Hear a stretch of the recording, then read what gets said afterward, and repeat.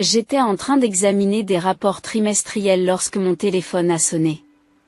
Le nom de ma mère s'est affiché sur l'écran, ce qui m'a fait marquer une pause.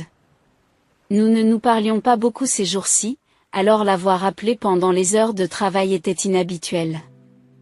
Robin, chérie, dit la voix de maman avec ce ton familier qu'elle utilise lorsqu'elle veut quelque chose. Ton père et moi devons avoir une conversation sérieuse avec toi. Peux-tu venir après le travail? J'ai jeté un coup d'œil à mon agenda. À 28 ans, je m'étais construit une vie confortable, avec un travail exigeant qui m'occupait généralement jusque tard dans la soirée. Mais quelque chose dans la voix de maman m'a fait reconsidérer mes excuses habituelles. Bien sûr, je peux passer vers 6 heures, ai-je répondu, me demandant déjà de quoi il s'agissait. Le trajet jusqu'à la maison de mes parents m'a semblé plus long que d'habitude. Lorsque je me suis garée dans l'allée familière, j'ai remarqué que la voiture de ma sœur n'était pas là. C'était étrange, Marianne avait l'habitude de rester à la maison la plupart des soirs. Et la maison me semble plus petite que dans mes souvenirs, même si j'ai déménagé il y a seulement 4 ans. Maman me dit de m'asseoir sur le canapé tandis qu'elle se perche sur le bord de son fauteuil préféré. Il faut qu'on parle de ta sœur, commence maman en échangeant un regard avec papa. Et Marianne? J'ai demandé, même si j'avais l'impression de savoir où cela allait nous mener. Maman a poussé un grand soupir. Tu sais qu'elle a du mal à trouver du travail depuis qu'elle a obtenu son diplôme. Cela fait 2 ans maintenant, et elle a 24 ans, nous commençons à nous inquiéter. J'ai hoché lentement la tête. Ma sœur était diplômée d'une université prestigieuse, ce que nos parents n'oubliaient jamais. Mais elle n'avait pas encore réussi à décrocher ce qu'elle considérait comme un poste convenable. Elle pourrait peut-être commencer par un poste de débutant. J'ai fait une suggestion prudente. Elle pourrait acquérir de l'expérience et gravir les échelons. C'est comme ça que la plupart des gens, non, me coupe maman en secouant vigoureusement la tête. Ta sœur est allée à l'université de Carleton. Elle ne peut pas accepter n'importe quel emploi. Elle a besoin d'un travail approprié. Papa se racle la gorge. Elle a du potentiel, Robin. Elle a juste besoin de la bonne opportunité. Je suis restée assise là, à les regarder échanger des regards pleins de sens. Je savais ce qui allait suivre. Nous espérions, dit maman en se penchant en avant, que tu pourrais peut-être nous aider. Tu dois avoir des relations maintenant, des gens qui pourraient aider ta sœur à démarrer une bonne carrière? J'ai regardé leur visage plein d'attente et j'ai soupiré. Je vais voir ce que je peux faire. Peut-être que je peux demander autour de moi, voir si l'un de mes amis ou collègues est au courant d'un poste à pourvoir. 2 jours après la conversation avec mes parents, j'ai fait défiler les contacts de mon téléphone jusqu'à ce que je trouve le numéro de James Miller. Nous étions de bons amis à l'université, et il avait réussi à fonder une entreprise de technologie qui avait vraiment décollé l'année dernière. Robin, ça fait longtemps que je ne t'ai pas entendu, a déclaré sa voix enjouée dans le haut-parleur. Comment vas-tu? Eh, James, je vais bien. Écoute, j'ai une faveur à te demander, dis-je en allant droit au but. Ma sœur cherche du travail et je me suis souvenu que tu avais dit que ton entreprise embauchait. Oh oui, nous nous développons assez rapidement. Nous sommes toujours à la recherche de jeunes talents, a répondu James. Quel est son parcours? Je l'ai renseigné sur les qualifications de Marianne, en omettant soigneusement l'écart de 2 ans entre les 2 emplois. Bien sûr, je peux jeter un coup d'œil, dit-il. Demandez-lui d'envoyer son CV à mon adresse électronique. Si elle convient, nous l'envisagerons certainement. Merci, James. J'apprécie vraiment. Après avoir raccroché, j'ai immédiatement appelé Marianne. Elle a sonné 4 fois avant de décrocher. Quoi, a-t-elle répondu, l'air ennuyé. J'ai peut-être trouvé quelque chose pour toi, dis-je en essayant de garder une voix positive. Mon ami James dirige une start-up technologique très innovante. Il cherche des gens, et il m'a dit que tu jetterais un coup d'œil à ton CV. Il y a eu une longue pause à l'autre bout du fil. Peu importe, répond finalement Marianne, la voix dégoulinante de désintérêt. Je suis un peu occupée en ce moment. Je l'enverrai quand j'aurai le temps de le faire, point. Le plus tôt sera le mieux, virgule. Ai-je insisté. Ces postes ont tendance à être pourvus rapidement. J'ai dit que je le ferai quand j'en aurai fini avec mes affaires personnelles, s'est-elle emportée avant de raccrocher. J'y regarde mon téléphone avec incrédulité. J'essayais de l'aider et c'est la réponse que j'ai reçue. Mais ce n'était que le début. Après ma visite chez mes parents, ma mère a commencé à m'appeler presque tous les jours. C'était un changement étrange, nous nous parlions à peine auparavant, et soudain, elle voulait tout savoir de ma vie. Elle me demandait, comment se passe ton travail, chérie? Est-ce qu'il te paie bien? Ton appartement doit coûter cher. Et inévitablement, chaque conversation se terminait par oh, au fait, je déteste demander ça, mais pourriez-vous me donner 100 $? Jusqu'à la semaine prochaine. Ou alors, il nous manque un peu d'argent pour payer la facture d'électricité ce mois-ci. À chaque fois, je soupirais et je transférais l'argent. Ce n'était pas grand-chose. Et je pouvais me le permettre, mais quelque chose dans ces nouveaux appels quotidiens et ces demandes constantes me mettait mal à l'aise. Pourtant, c'étaient mes parents, et je me disais que ce n'était que temporaire, jusqu'à ce que Marianne trouve un emploi. En plus des appels téléphoniques quotidiens, maman a commencé à m'inviter plus souvent au dîner de famille. Tu es toujours très occupée par ton travail, disait-elle. La famille doit passer avant tout, Robin. Rejoins-nous pour le dîner du dimanche. Ces dîners sont devenus un rituel hebdomadaire, mais ils suivaient tous le même scénario.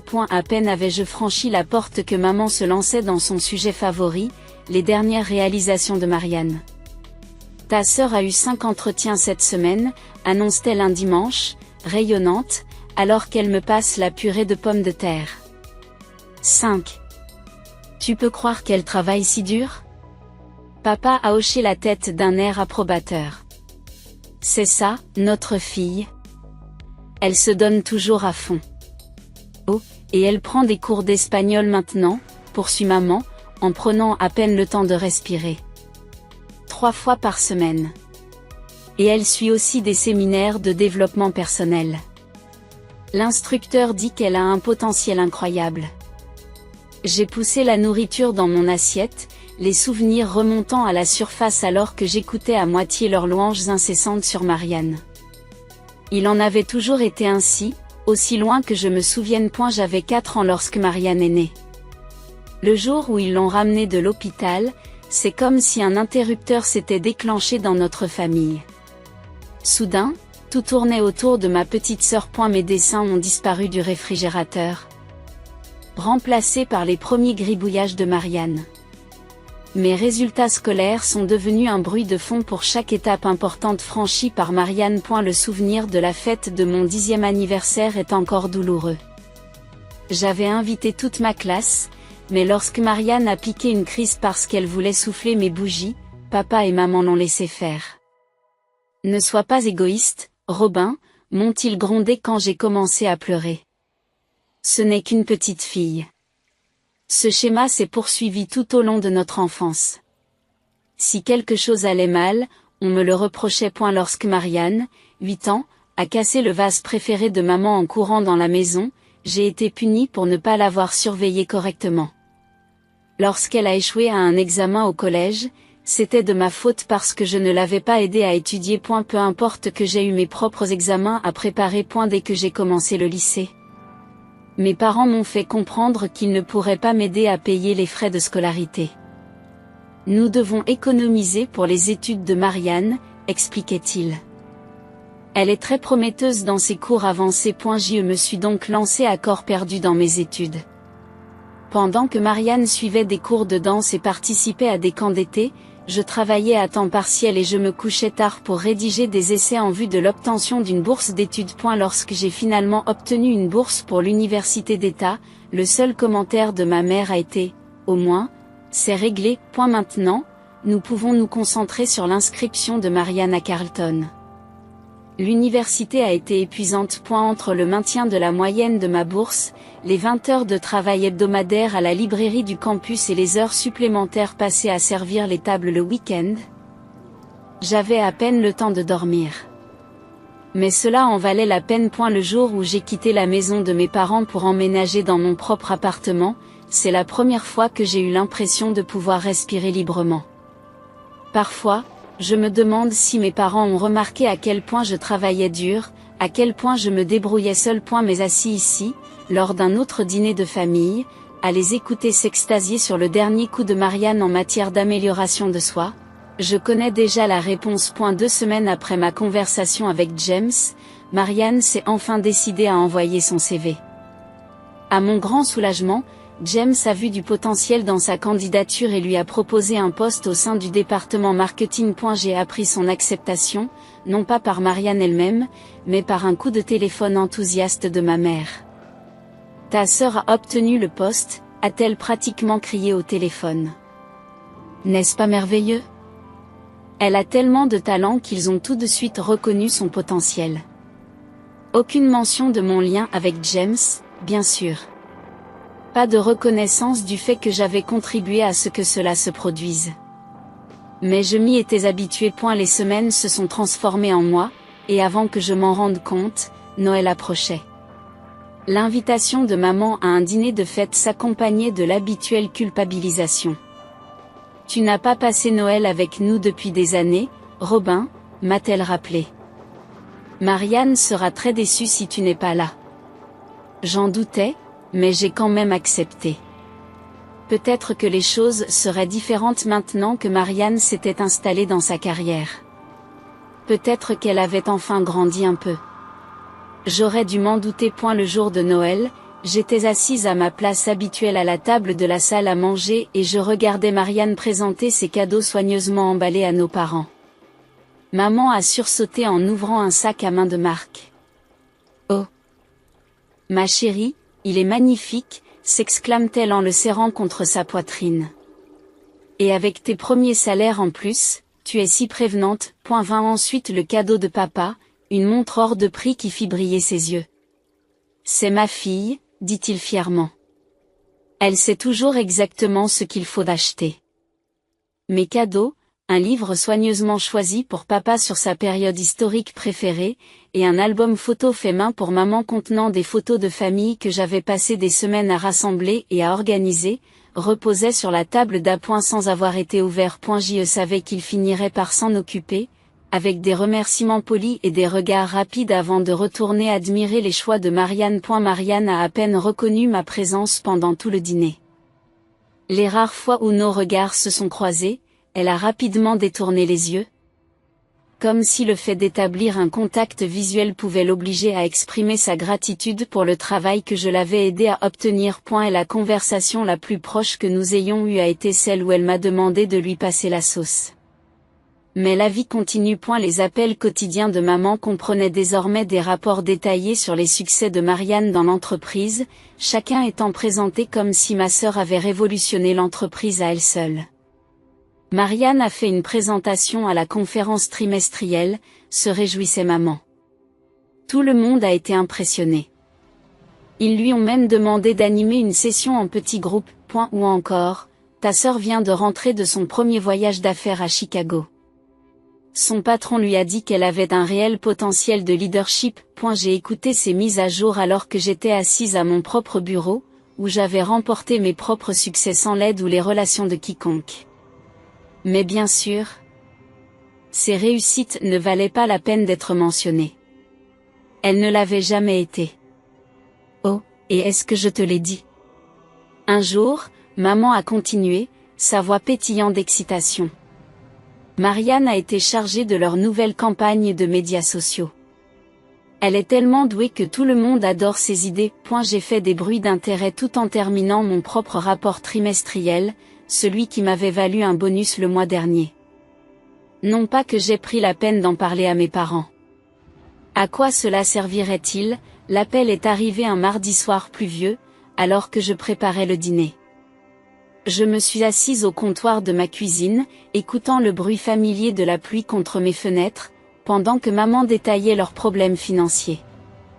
Les impôts fonciers avaient augmenté. La voiture avait besoin de réparation. Le revenu réduit de papa ne couvrait plus les dépenses de base. Nous ne savons pas trop quoi faire, termine-t-elle. La voix légèrement fêlée. Je sais que c'est beaucoup demandé, mais nous espérions que vous pourriez peut-être nous aider à traverser cette période difficile. J'ai regardé les légumes à moitié coupés sur ma planche à découper, en pensant à mes propres finances. J'avais un bon salaire, je vivais modestement et j'avais réussi à économiser une somme convenable. Pourtant, ce qu'elle me demandait, de combien avez-vous besoin? Je me suis entendu demander. Il y a eu une pause à l'autre bout du fil. Eh bien, peut-être $1000 par mois? Jusqu'à ce que les choses s'améliorent? Après un long moment, j'ai accepté. Les virements mensuels sont devenus partie intégrante de ma routine, comme le paiement du loyer ou des charges. La gratitude de la mère a d'abord été enthousiaste, mais bientôt l'argent a été simplement attendu, un autre dépôt régulier sur leur compte. Pendant ce temps, les réunions de famille continuaient à être des exercices de patience. Marianne arrivait. Généralement en retard, vêtue de vêtements de marque et munie du dernier iPhone. Elle passait toute la soirée à faire la cour, à parler de ses derniers succès professionnels. Je restais assise en silence, calculant mentalement la part de ma pension alimentaire mensuelle qui aurait pu être consacrée à mon propre avenir. Au fil des mois, les demandes de maman se sont multipliées. Au début, c'était $100 de plus par-ci, 2 cents par-là. Elle disait que c'était juste pour une fois, mais les exceptions sont devenues plus fréquentes. Finalement, elle en est venue à suggérer que 1000 n'était plus suffisant. Tout devient si cher de nos jours, soupire-t-elle lors d'un de nos appels. Et avec les heures de travail encore réduites de votre père, pensez-vous que vous pourriez vous en sortir avec 1500? Cela ferait une telle différence. J'ai accepté, même si quelque chose m'a retourné l'estomac lorsque, 2 semaines plus tard, maman a mentionné avec désinvolture qu'elle avait réduit son propre temps de travail à un temps partiel. Au cours de l'une de nos conversations privées, de plus en plus rares, j'ai finalement trouvé le courage de demander quelle était la contribution de Marianne aux finances de la famille. Après tout, elle gagnait bien sa vie, et elle semblait heureuse de dépenser son argent dans des appartements de luxe et des vêtements de marque. Et la réponse de maman a été immédiate et défensive. Oh, nous ne demanderions jamais de l'argent à Marianne, dit-elle, l'air choquée par cette simple suggestion. Elle investit en ce moment dans sa propre personne, cours de développement personnel, événements de réseautage, construction de son image professionnelle. C'est très important pour sa carrière, vous savez. La vie a une drôle de façon de révéler des vérités quand on s'y attend le moins. Un mercredi après-midi, j'étais assise dans mon café préféré, profitant de ma pause déjeuner pour rattraper mon retard de lecture, lorsque j'ai entendu une voix familière. Robin, quelle coïncidence, j'ai levé les yeux pour voir James, mon vieil ami d'université et le patron de Marianne, se tenir près de ma table, un café à la main. Il s'est installé sur la chaise sans attendre d'y être invité, avec un large sourire. « Je suis content d'être tombé sur toi, » dit-il en s'installant. « Je voulais vous appeler pour vous féliciter de la promotion de Marianne. Elle s'est vraiment surpassée ces derniers mois. » J'ai senti ma tasse de café se figer à mi-chemin de ma bouche. « Promotion ?» Le sourire de Jacques s'est légèrement assombri.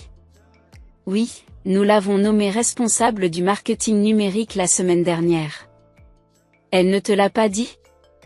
Je me suis dit que tu étais sa sœur. Il marqua une pause, l'air légèrement mal à l'aise. Au fait, Marianne m'a invité à la fête qu'elle organise chez tes parents ce samedi.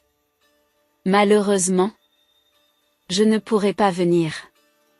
Peux-tu lui dire que je suis désolée et lui transmettre mes félicitations? J'ai forcé un sourire, en essayant de cacher mon choc. Bien sûr, je lui ferai savoir. James jette un coup d'œil à sa montre et se lève. Désolé d'y aller, mais j'ai une réunion dans 15 minutes. Ravi de t'avoir vu, Robin. Sur ce, Il est parti, me laissant assise avec mon café froid et un sentiment d'incrédulité grandissant. Je suis restée assise un long moment, l'esprit en ébullition. Une fête chez mes parents. Ces mêmes parents que je soutenais avec 1500 $ par mois. La même sœur qui n'avait son emploi que grâce à mes relations. Et la même maison où j'avais passé d'innombrables dîners dominicaux à écouter des éloges sans fin sur les réalisations de Marianne. Mes mains tremblaient légèrement lorsque j'ai composé le numéro de maman. Bonjour, chérie, répondit-elle, l'air distrait. Tout va bien, oui, maman. Dis-je en essayant de garder une voix stable. Je pensais venir dîner chez toi samedi. Cela fait un moment que nous n'avons pas eu de repas en famille. Il y a eu une longue pause à l'autre bout du fil. Samedi. La voix de maman avait cette qualité aiguë qu'elle avait lorsqu'elle s'excusait. Je suis vraiment désolée, ma chérie, mais ton père et moi avons déjà des projets. Nous rendons visite à des amis ce soir-là. J'ai pris une grande inspiration, puis j'ai joué ma carte. Pas de problème, ai-je dit avec désinvolture. Pourquoi pas vendredi alors ? Je pourrais apporter des plats à emporter de ce restaurant chinois que papa aime bien. Je pouvais pratiquement entendre la panique de ma mère au téléphone. Vendredi, c'est le jour où ils vont décorer la fête, accrocher les banderoles, arranger les meubles, préparer la nourriture. Bien sûr, ils ne voudraient pas que je voie tout cela. Vendredi, ce n'est pas bon non plus, répond rapidement maman. Sa voix montant encore plus haut.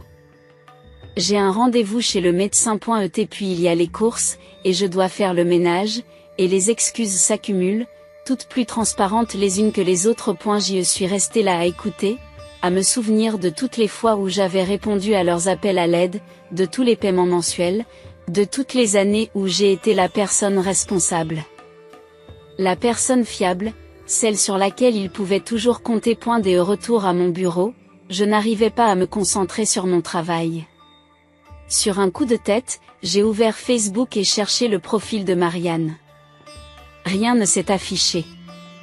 En fronçant les sourcils, j'ai réessayé, puis j'ai réalisé ce qui s'était passé, elle m'avait bloqué.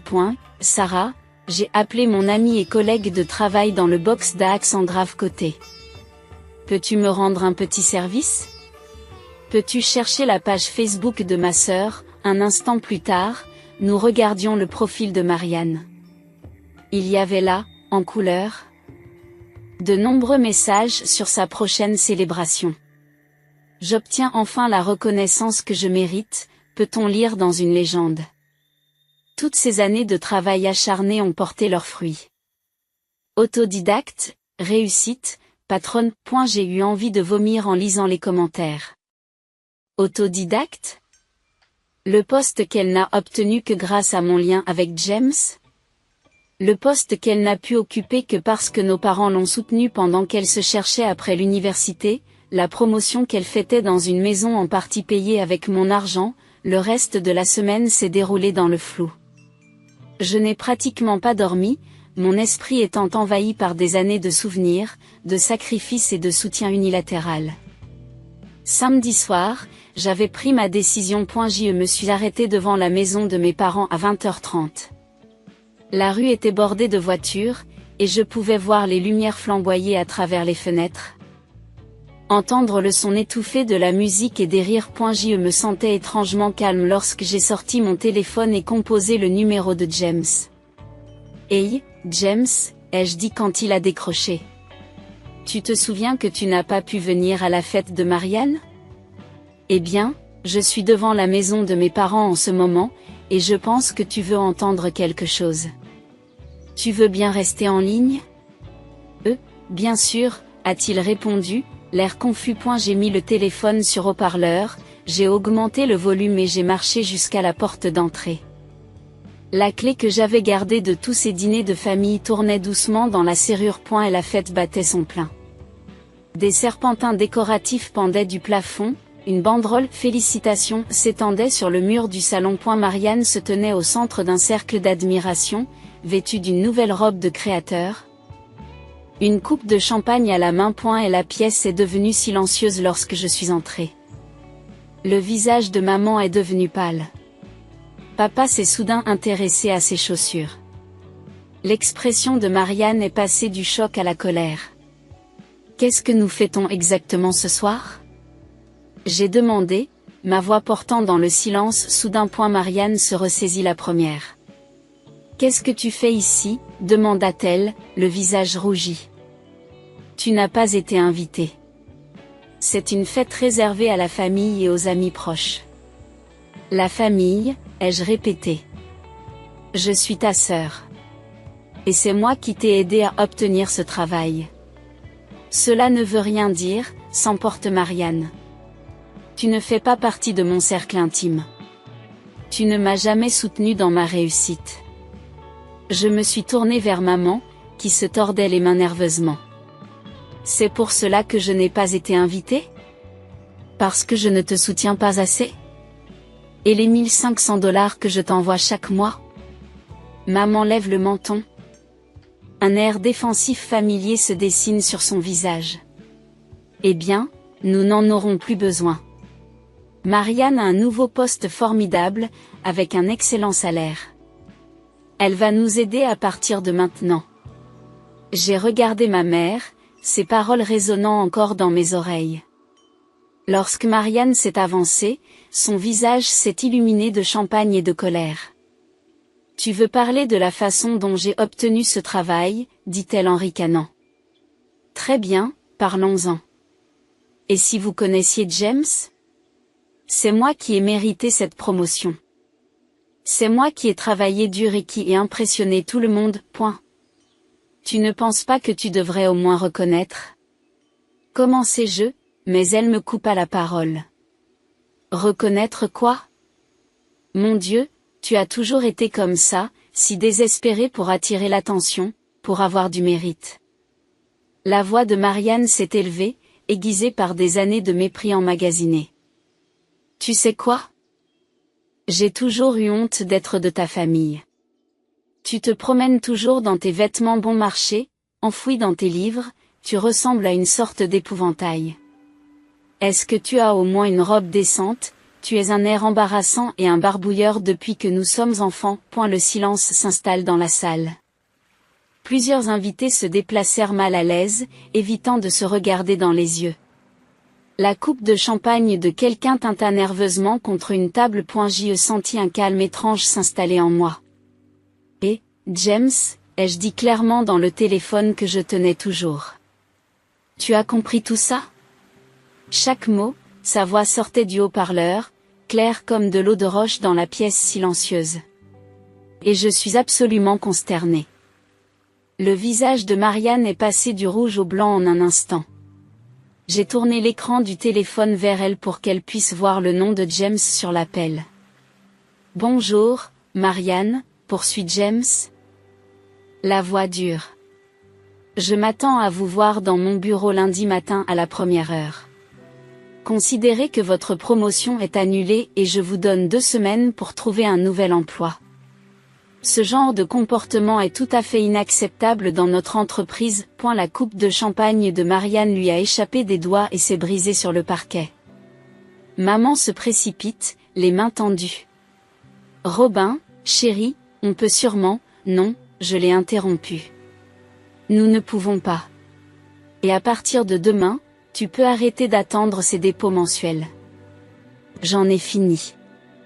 J'ai regardé dans la pièce les décorations coûteuses que mon argent avait probablement contribué à payer. Profitez de votre fête. J'espère qu'elle en valait la peine. Je suis sortie, fermant la porte sur les cris de colère de Marianne et les appels suppliants de maman. Elles se sont présentées à mon appartement le lendemain. Frappant à la porte jusqu'à ce que mon voisin menace d'appeler la sécurité. Je n'ai pas répondu. Ils ont réessayé le lendemain, et le surlendemain. J'ai bloqué leur numéro, filtré leur courriel dans les spams. 6 mois se sont écoulés depuis cette nuit-là. Par l'intermédiaire d'amis communs, j'ai entendu la suite des événements. Marianne est rentrée chez elle après avoir perdu son emploi, son appartement luxueux n'étant plus abordable. Elle a essayé de trouver un autre poste dans le marketing, mais les références de James, ou leur absence, lui ont fermé beaucoup de portes. Maman a repris son ancien travail à temps plein, maintenant que mon aide mensuelle s'est tarie. Papa a essayé de me joindre une fois par l'intermédiaire d'un cousin, disant qu'il se débattait sans mon aide, mais j'ai aussi bloqué ce numéro. Hier, j'ai eu une promotion au travail. Assis dans mon bureau, en regardant le courriel de félicitations, j'ai repensé à la fête à laquelle j'avais participé il y a 6 mois. J'ai pensé à leur écrire pour leur faire part de ma réussite, mais je me suis souvenu que je n'avais plus besoin de leur validation. Je n'en ai jamais eu besoin.